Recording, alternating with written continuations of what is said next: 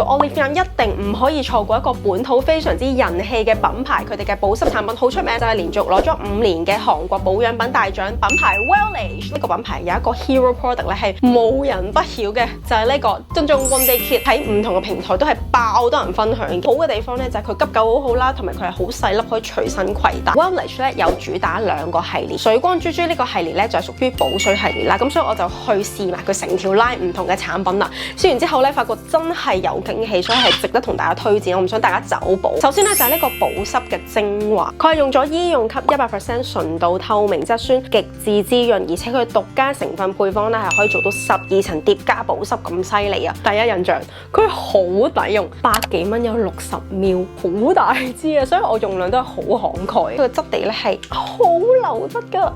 你睇下佢，哇，0秒就垂落嚟啦，係真係好流質，好快吸收。我第一次用佢嘅時候咧，係夜晚用啦，搽完1層之後覺得，哇，咁流質咁快吸收嘅，等我試多2-3層先，跟住搽下又真係吸收多晒2-3層喎，而且佢係一個超低分子嘅 HA 啦，其實 keep 住搽咧，佢都唔會起擦膠水。咁當然因為我嘅用法比較進取，咁所以我建議搽完1層之後，可能隔3至4分鐘再搽第2層，咁個效果就會更加好。通常一啲產品佢嘅保濕力有冇用咧，第2朝就見真章，因為而家開始熱啦嘛，我就開始開冷氣瞓覺啦。如果開咗冷氣乾嘅話咧，第2朝起身咧係會滿面油光。用咗佢之後，第2日起身係零油光，冇黑塊面 ，keep 住都係好乾爽啦，同埋好軟熟。第2朝起身飲飽水嘅感覺。咁所以你見到佢咁流質啦，但係佢唔會搽咗一個直膜嘅。咁因為用咗呢個，我覺得好好用啦。跟住我就試埋佢同系列嘅呢一個面霜啦，同樣都係有驚喜。我特別中意佢個質地，好得意。佢擠出嚟咧，淡淡地嘅藍色，推開個質感咧，都係有啲似雪芭咁樣嘅感覺，好輕身，好容易推。我就好中意朝頭早用啦，或者係化妝前咧用佢嚟再做